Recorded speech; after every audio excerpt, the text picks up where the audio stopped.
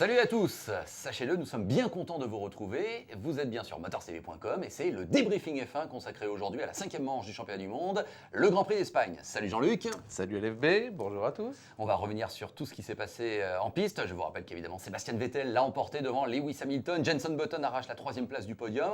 Un Grand Prix que vous avez pu suivre, comme c'est le cas à chaque fois, sur motorcv.com en live texte avec nos amis et partenaires f1-direct.com. Jean-Luc, avant de détailler peut-être la performance des hommes, des pilotes, les vrais, j'ai envie de te poser une question générale parce qu'à mon avis, ce Grand Prix d'Espagne a mis en évidence le fait que peut-être maintenant, l'élément fondamental, et ça implique beaucoup de conséquences de la Formule 1, ce sont les pneus. N'as-tu pas ce sentiment et n'as-tu pas l'impression que ça pose des questions qui parfois peuvent faire débat? Oui, LFB. Alors, oui, pour plusieurs raisons. Oui. Oui, parce qu'on le répète toujours, je le répète toujours, tu le sais bien, il y a aujourd'hui des centièmes de seconde dans les moteurs. Il y a des dixièmes de seconde dans l'aéro, il y a des secondes pleines dans les pneus. On a parfaitement résumé, c'est-à-dire que l'efficacité des pneus conditionne au global énormément le résultat et la performance de la voiture. Alors ça, c'est l'acte 1. L'acte 2, c'est que, comme tu le sais, Pirelli a introduit, lors de ce Grand Prix d'Espagne, une nouvelle catégorie de pneumatiques durs, donc plus durs, puisque le choix était entre ce qu'on appelle les primes, c'est-à-dire les pneus durs, et les options, c'est-à-dire les pneus tendres. Ce ne sera pas le même à Monaco d'ailleurs. On va glisser de catégorie, c'est-à-dire que les plus durs seront les tendres et il y aura les super soft. Donc, et je répète que toutes les équipes ont exactement le même choix de pneumatiques et la même allocation de pneumatiques. Ceci posé, on a bien compris que ce facteur exploitation des pneumatiques est tout à fait déterminant pour le résultat. Alors je te réponds 2 fois oui, parce que les pneus durs qui ont été introduits lors du Grand Prix d'Espagne fonctionnent moins bien par définition, c'est d'ailleurs ce qu'on leur demande, c'est-à-dire que l'écart de performance était de l'ordre de 2 secondes au tour par rapport aux pneus option, aux plus tendres, donc ça veut dire qu'une monoplace exactement la même avec le même pilote, elle mettait 2 secondes de plus, ce qui est quand même énorme, donc ça induit des stratégies par la suite en course, mais l'autre problème, c'est que les monoplaces qui sont moins bien équilibrées dégradent encore plus rapidement leurs pneumatiques, notamment les pneumatiques arrière, c'est ce dont se plaignaient tous les pilotes. Et dans ce cas-là, eh bien, on va de Caribe dans Scylla, c'est-à-dire de mal en pis, c'est-à-dire quand on commence à dégrader l'arrière, eh bien après on essaie de rattraper, de compenser, on dégrade l'avant et c'est mort. Bon, alors attends, je voudrais quand même qu'on revienne même sur les qualifs. Parce qu'une déclaration cette semaine de Trulli m'avait un petit peu alerté. Il avait dit on assistait à la fin des qualifs au Grand Prix de Turquie. Et je me demande si on n'a pas eu la même chose en Espagne. Des pilotes comme Schumacher, comme Di Resta, Heidfeld, bon ça a été un peu provoqué, mais quand même ont l'air de se satisfaire de ne pas rouler en qualif. C'est quand même un peu aberrant. Oui, alors pour expliquer ou détailler ce que tu dis, je comprends très bien. C'est-à-dire les qualifs normalement, c'est on met peu d'essence, on met les pneus les plus tendres et on envoie la soudure pour être le mieux placé possible sur la grille. On a vu notamment grâce à Weber, parti dernier, et Heidfeld, à son corps défendant, parti dernier, arrivé 8e, ou à Jenson Button, qui se retrouve 10e à l'issue du premier tour et qui remonte jusqu'à la 3e place, que grâce à une stratégie adaptée, intelligente de l'équipe et souvent un ravitaillement de moins que l'ensemble du plateau, là il y en avait 4 pour tout le monde, ravitaillement, arrêt au stand, changement de pneus, je veux dire bien sûr, et bien avec 3, si on a un pilote qui joue bien le jeu et qu'on est intelligent, on arrive à compenser. Donc je suis d'accord sur le fait, et j'en reviens au qualif, que certains pilotes veulent garder un train de pneumatiques neuf, voire 2, comme Michael Schumacher, et ne roulent pas du tout. Et ça c'est désolant, c'est très simple. Réglementation, on va obliger tout le monde à passer les trains de pneus, terminé. Et voilà, c'est tout. On dit, vous devez y aller au charbon, c'est tout. D'accord. Bon. Alors, cela étant en course, pour parler tout de suite de Fernando Alonso, on va parler de son départ dans quelques instants, parce que ça a été magnifique. Mais Alonso, au moment où Vettel s'arrête pour la 2e fois, avant même le 20e tour, Alonso est en tête. À l'arrivée, Alonso est à un tour du même Vettel. Est-ce que c'est normal? Alors non, bien sûr.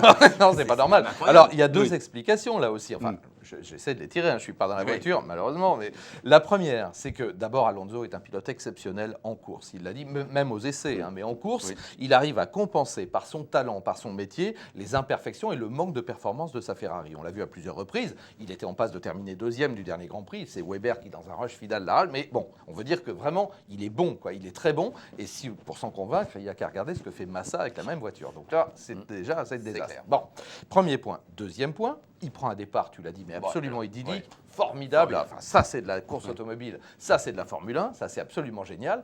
Et puis, tant qu'il a les pneumatiques tendres, eh bien, il arrive à masquer les imperfections de la Ferrari, c'est-à-dire qu'il arrive à exploiter et puis il arrive à retenir les autres derrière. À partir du moment où, avec les changements de pneumatiques, eh bien, on fait repasser devant lui Vettel, c'est mort. Et après, les autres l'attaquent. Il a les pneus durs, puisqu'on part avec des tendres, on monte 2 trains de tendres, et après, on est bien obligé de passer les trains de pneus durs. D'abord, je rappelle qu'on est obligé de passer les 2 qualités de gomme par pilote. Mais de toute manière, ils n'ont pas assez de trains pour rouler qu'en tendre. Donc, on termine avec les durs. Et là, malheureusement, la Ferrari, elle est à son vrai niveau. Et son vrai niveau, il est là. Et même un champion comme Alonso, il termine. C'est-à-dire qu'en fait, la course durait 66 tours, t'en enlèves 20 comme tu dis, en 45-46 tours, il perd un tour. C'est énorme, c'est énorme. Et c'est pour ça qu'il masquait très fort à la fin de la course. Et tu as vu aussi que Heidfeld, qui part dernier, termine devant Petrov, une demi-minute devant Petrov, qui pourtant, c'était encore une fois bien illustré en qualité. Donc là, les pneus, maintenant, on en est sûr, hein, ça va avoir une incidence terrible. Énorme. C'est clair que là, Heidfeld, il s'est rebecté. C'est une très belle expression. C'est-à-dire qu'on peut parfois le critiquer parce qu'il a l'air un peu résigné. Bon, je crois qu'il a été piqué au vif. On se rappelle de la passe d'armes lors du dernier Grand Prix par Petrov. Il a dit, ok, tu le prends comme ça. Donc, c'est très bien. Un pilote, c'est ça. C'est quelqu'un d'orgueilleux. C'est un champion.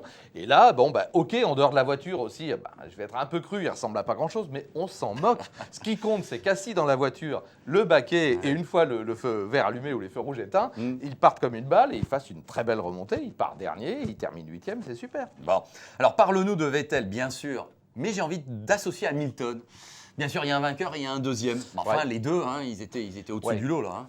Alors, on dit toujours, l'objectivité n'existe pas. Là, j'avoue que pour l'intérêt du championnat, moi, j'ai souhaité qu'Hamilton passe devant, évidemment. J'ai rien contre Vettel, que j'admire, que j'adore, qui est un pilote formidable. Mais au moins, ça aurait un petit peu relancé. Et là, qu'est-ce qu'on entend pour les non-spécialistes? Bon, nous, on est que des spécialistes. On entend, c'est encore Vettel qui gagne. Oh là là, c'est toujours pareil. Non, c'est pas toujours pareil. C'est pas pour être optimiste, mais il s'en est fallu d'un souffle que Hamilton ne parvienne à prendre le dessus. Et là, c'était pas la même paire de manches. Et d'autre part, si jamais, au début, Vettel s'est bien débrouillé peu après le départ pour se retrouver devant Weber, c'était rien que ça, c'était l'inverse, c'est-à-dire Alonso, Weber, Vettel, c'était pas du tout la même course. Donc voilà, c'est pas pour se faire plaisir, mais Weber a démontré aux essais, malgré les problèmes de Kers, de Vettel, qu'il était capable d'être devant de 2 bons dixièmes. Donc ça veut dire que c'est possible. Attendons Monaco. Je rappelle que Weber avait donc gagné à Barcelone l'an dernier en partant de la pole. Qui avait gagné à Monaco? Bravo, Weber. Donc, aussi. Voilà. Sauf que Jean-Luc, je suis d'accord avec toi, moi aussi j'attendais ce mois de mai pour assister au vrai réveil de Weber comme l'an dernier.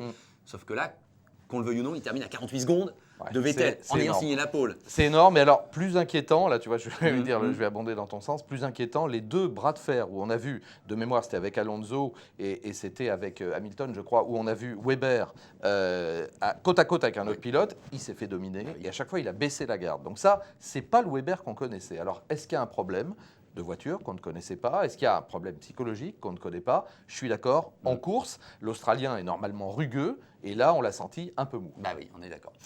Qu'est-ce que tu peux nous dire des Mercedes qui, sur le papier, ont un bon classement, 6 et 7, avec cela étant Schumacher devant Rosberg, mais qui, elles aussi, ont été reléguées à un tour? Alors, de stratégie de Schumacher, on en a parlé, qui ne passe aucun train de pneumatique et qui préserve ses trains pour la course. Moi, je trouve ça regrettable. C'est pas jouer l'esprit. Si tout le monde fait ça en qualif, à part les 2 ou 3 qui peuvent jouer la pole, on va s'ennuyer un petit peu. Hein. On accepte dans Q3, puis après on dit on verra bien. Donc ça, à mon avis, il faut l'interdire. Donc il faut obliger les pilotes au minimum à passer, même pourquoi pas, 2 trains de pneus. Ça évitera aussi de voir Vettel se résigner en n'ayant pas la pole par rapport à Weber au sein d'une même équipe. Allons-y, allons-y, mais passons les 2 trains de pneus.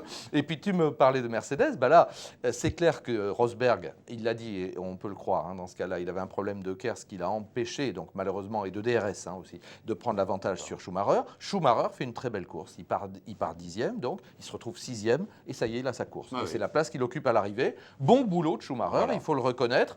À mon avis, un poil moins rapide intrinsèquement que Rosberg, mais c'est lui qui termine devant. Bon boulot. Bon, on a vu qu'il y avait quelques manœuvres un peu audacieuses. Mais moi, ça fait du bien. J'aime bien voir les équipiers s'arsouiller comme ça. Très bien. Et puis, mention spéciale quand même aux 2 pilotes Sauber. Donc, Pérez qui marque enfin, parce qu'il aurait peut-être dû le faire au premier Grand Prix, mais c'est vrai premier point en Formule 1. Bravo. Et puis, Kobayashi, dont on n'a peut-être pas vu qu'il a été relégué dernier finalement. Dès le début. Voilà. Et il arrive quand même à revenir dans les points. Hein. C'est fort. On ne s'en rend peut-être pas assez compte, mais ce qu'il fait... Il est pris dans un Spruns, comme on dit dans le premier tour. Il doit s'arrêter avec une crevaison lente, et puis etc. Donc il se retrouve dernier à l'issue du premier tour. Et il fait quand même, lui aussi, par rapport à Heidfeld, une très très belle remontée. Et il termine donc à la 10e place. Il arrache un autre point, 4e fois qu'il est dans les points. Et donc, alors il totalise, lui, je crois qu'il en est à 11, ou je ne sais plus. Et pour Sauber, c'est magnifique. Moi, je suis ravi. On est d'accord. Prochain rendez-vous, évidemment, on se retrouvera dès la semaine prochaine, le Grand Prix de Monaco. Bon, Oui. comme toujours, il y a une petite tension Voilà. spécifique. Dès jeudi, vraiment. ça Ouais. roule dès jeudi à Monaco, Ouais. puisque tout est avancé. Ah non, Monaco, c'est quand même un monument, quoi. Ouais, C'est à oui, tout d'accord. niveau. Alors tu le commenteras évidemment sur RMC, on te retrouvera le lundi pour le débriefing Ouais. F1, et entre les deux, on commentera Indianapolis. On va Hein, se gêner, on va associer se ça, gêner. voilà. Ça va être un bonheur, un Voilà, vrai bonheur. Sur Motors TV, Ouais. la télé, Bah, bien évidemment. évidemment. Hein, les 500 miles d'Indianapolis, prise d'antenne dimanche à 17h30. Et Simon Pagenaud nous rejoindra, mon cher Jean-Luc. Extra. Allez, merci de votre fidélité, merci de votre passion. Et donc, à la semaine prochaine pour un nouveau débriefing F1. Salut!